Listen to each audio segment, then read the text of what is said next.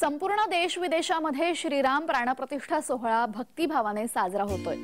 याच अनुषंगाने पनवेल परिसरामध्ये विविध ठिकाणी मंदिरांमध्ये तसेच सोसायटीमध्ये धार्मिक कार्यक्रम संपन्न होत आहेत। आज सकाळपासून ठिकठिकाणी शोभायात्रांचं आयोजन करण्यात आलं।